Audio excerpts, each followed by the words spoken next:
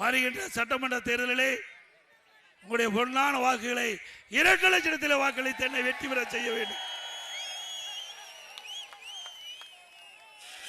இன்றைய தினம் 234 தொகுதிகள் இருந்தாலும் நம்முடைய தொகுதிக்கு நல்ல அடையாளம் காணப்பட்ட தொகுதி. நீங்க எந்த இடத்துக்கு போனாலும் எடப்பாடி என்று சொல்லிக்கிட்ட அளவுக்கு பெயர். இப்ப பழனிசாமிங்கிற பேர் மறைஞ்சு போச்சு. எங்க போனாலும் எடப்பாடியார் போறாரு, எடப்பாடியார் போறாரு.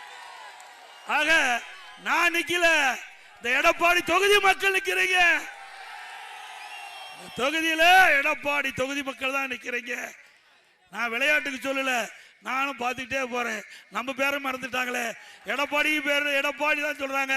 இங்க வரும்போது கூட பாக்குறேன், எடப்பாடியார் ஆசி பெற்ற வேட்பாளர் தான் போட்டிருக்க. ஆக நீங்க தான் வேட்பாளர், நீங்க தான் வேட்பாளர்.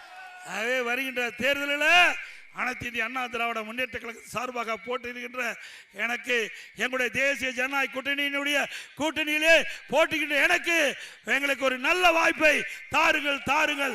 என்னை அதிக வாக்கு வித்தியாசத்திலே வெற்றி பெற செய்து மீண்டும் நங்கவள்ளி ஒன்றியத்திலே தேவையான திட்டங்களை நிறைவேற்ற ஒரு நல்ல வாய்ப்பை தாருங்கள் தாருங்கள் என்று இளைஞரங்கோப்பை வேண்டிக்கிறேன். நீங்க எப்ப வேணாலும் என்ன வந்து பார்க்கலாம், நீங்க எப்ப வேணாலும் என்ன வந்து பார்க்கலாம்.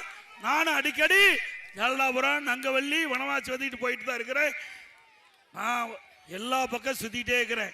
இந்த எடப்பாடி சட்டமன்ற தொகுதியில் முதலமைச்சர் இருந்த பொழுதும் சரி, பிரதான எதிர்கட்சி தலைவராக இருக்கும் பொழுதும் வந்துகிட்டே இருக்கிறேன், சொல்லிட்டே இருக்கிறேன். உங்களுடைய பிரச்சனையை கேட்டு கேட்டு தீர்த்து கொண்டே இருக்கின்றேன். ஸ்டாலின் யாராவது பார்க்க முடியுமா? மரியாதைக்குரிய நம்ம டாக்டர் பல மாதம் அப்பா பண்ணி கேட்டாரு. அப்பா கடைசி வரை கொடுக்காத, கடைசியில் தான் கொடுத்தாங்க. ஆனா அதிமுகவில் அப்படி இல்லை. இன்னைக்கு நம்ம கட்சி நிர்வாகிகள் தான் சரி, கூட்டணி கட்சி தலைவர்களாக இருந்தாலும் சரி, எழுத நாட்டு மக்கள் எவராக இருந்தாலும் தாராளமாக என்னை வந்து நேரடியாக சந்திக்கக்கூடிய நபராக இருக்கின்றேன்.